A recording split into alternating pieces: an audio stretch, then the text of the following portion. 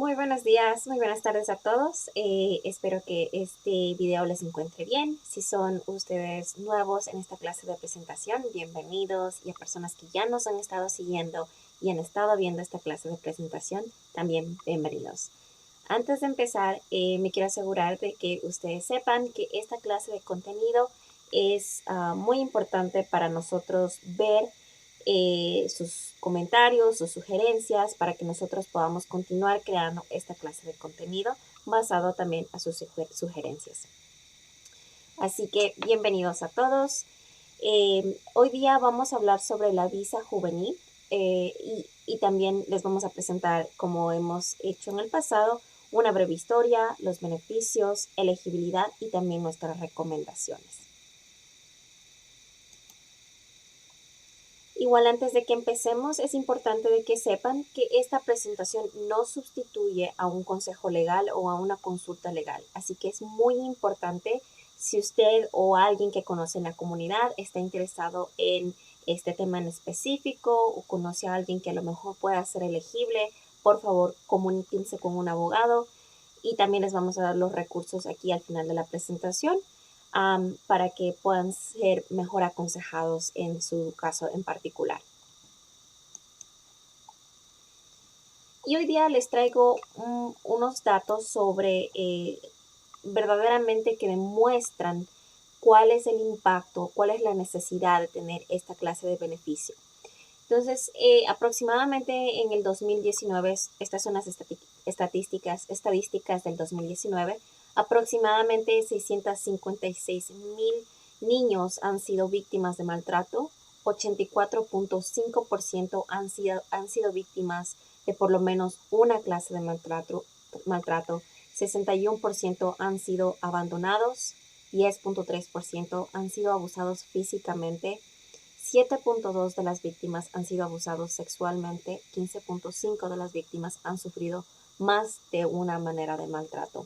Entonces, para que tengan un poco de contexto, la importancia de saber sobre estos beneficios, la importancia de conocer de este tema en nuestra comunidad en general.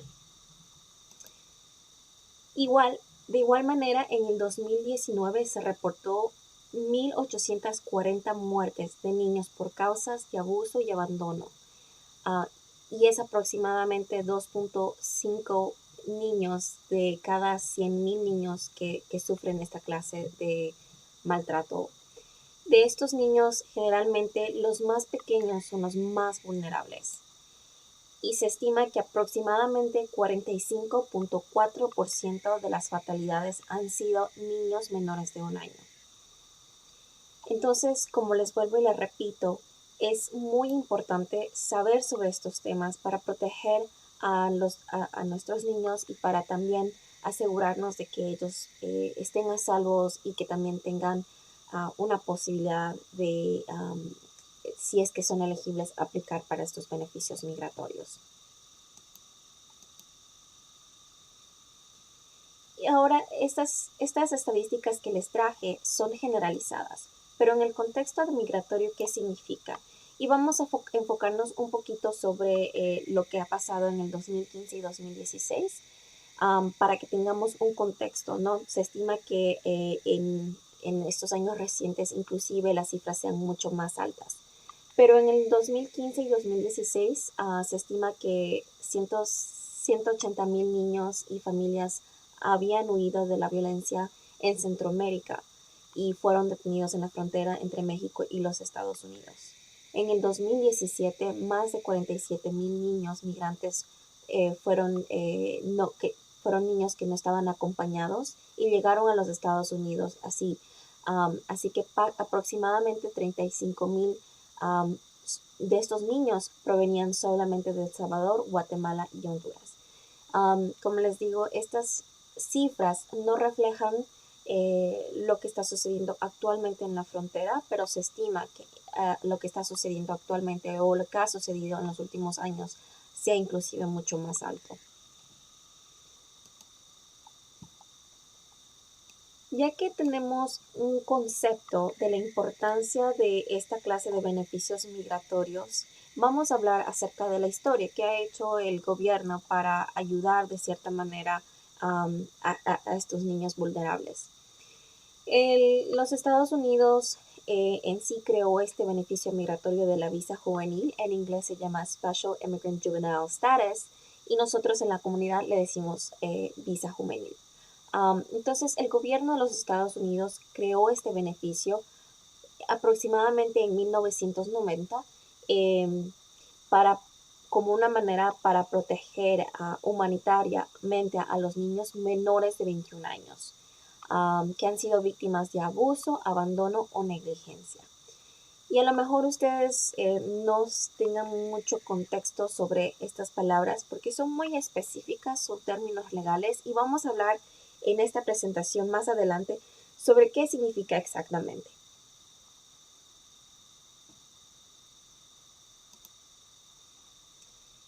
Entonces, ¿qué significa, verdad? ¿Qué significa el abuso o el maltrato infantil?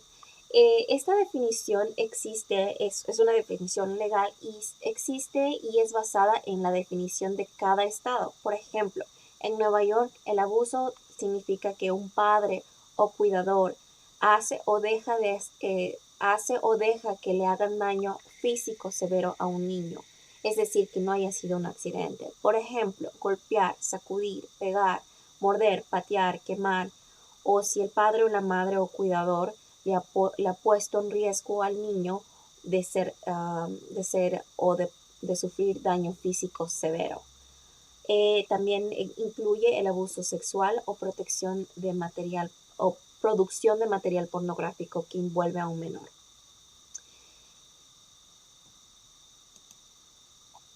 Entonces, ya que tenemos un poco de contexto sobre el abuso, vamos a hablar acerca del abandono. En Nueva York, la definición de abandono es cuando el padre o cuidador no ha aportado en el cuidado, desarrollo, manutención o ha establecido una relación con el menor. También puede incluir abandono por causa de una base similar en Nueva York puede ser algo similar al abandono que puede ser por causa de la muerte de uno o ambos padres.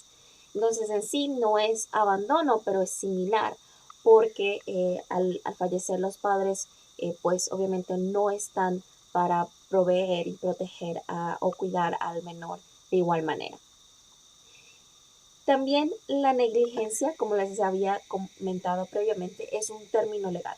Entonces, la negligencia significa en Nueva York que cuando un padre o cuidador no provee comida, ropa, hogar, cuidado médico, de tal manera que pone en riesgo la salud o bienestar del menor. Entonces, una de las razones por que yo les comento que estas definiciones son basadas en Nueva York es importante porque diferentes estados pueden tener diferentes definiciones o similares las definiciones. Entonces, es muy importante, como les decía al inicio de esta presentación, que si ustedes conocen a alguien que pueda ser beneficiario de estos beneficios, que consulten con un abogado que se especialice en la área en donde se encuentra localizado el menor. Entonces vamos a hablar, ya que tenemos una idea del impacto de las definiciones, vamos a hablar en un ejemplo. Para mí es muy importante tener ejemplos, estos ejemplos me ayudan a tener una mejor idea del contexto.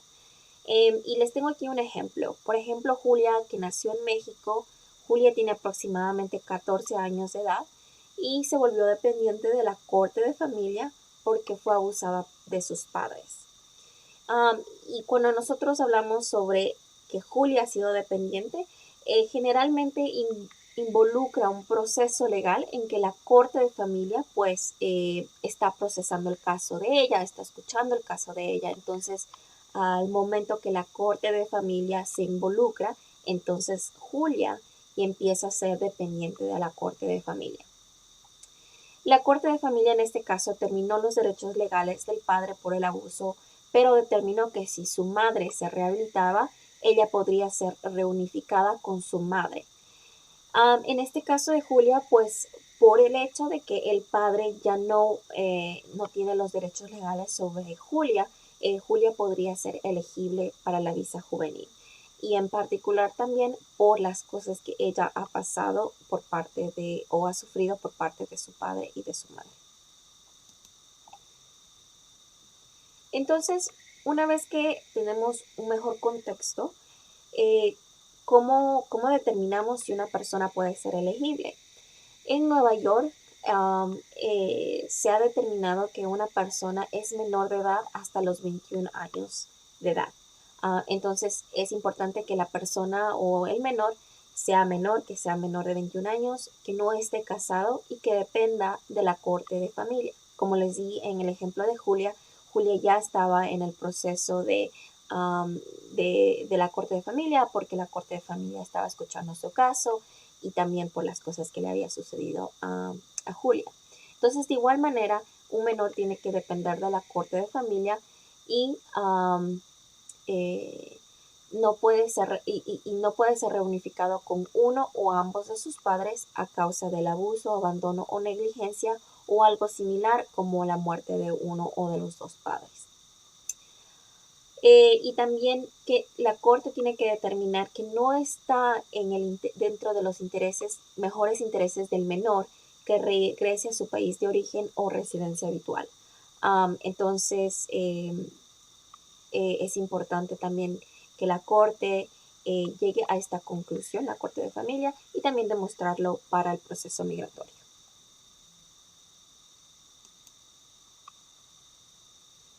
Entonces, una vez que sucede esto, es importante que entendamos sobre el proceso en sí.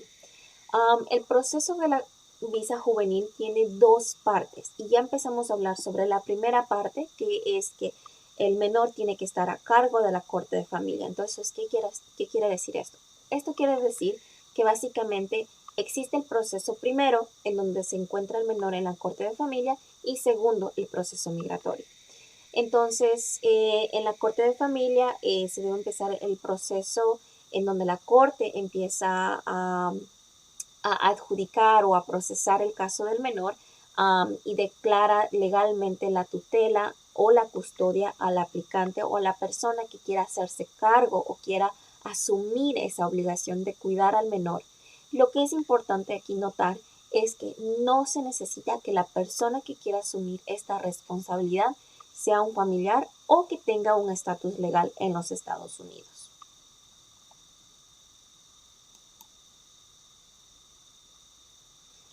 Entonces, una vez que se establece, una vez que se empieza y se termina la parte de la corte de familia, existe el segundo paso y la segunda parte, ¿no? La segunda parte es ya cuando el menor, con la ayuda de su tutor o padre o persona que está cuidando legalmente de este menor, puede empezar la solicitud migratoria. Entonces, es importante que el menor aplique para la visa juvenil con inmigración y una vez que esta aplicación haya sido recibida por inmigración, tiene que esperar hasta que una visa esté disponible. Y esta parte es donde es una parte un poco compleja porque hay un cierto número de visas disponibles que se otorga para menores que están en este proceso. Entonces el periodo de espera puede ser muy largo y inmigración actualiza cada mes el movimiento de las visas.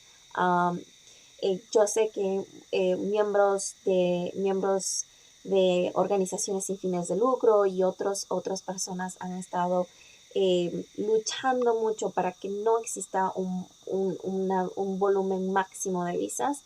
Todavía están en el proceso, todavía están peleando esto y hay mucho movimiento de la comunidad para asegurarnos de que las personas o los menores puedan tener una visa disponible más rápidamente que lo que hemos visto en el pasado.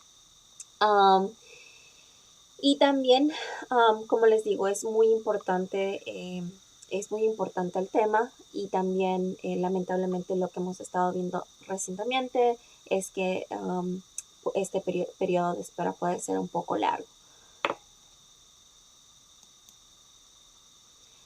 Ahora vamos a hablar acerca de los beneficios. Entonces, una vez que el menor haya aplicado para el beneficio de la visa juvenil, eventualmente con una visa está disponible, esta persona puede hacer el proceso para obtener su residencia.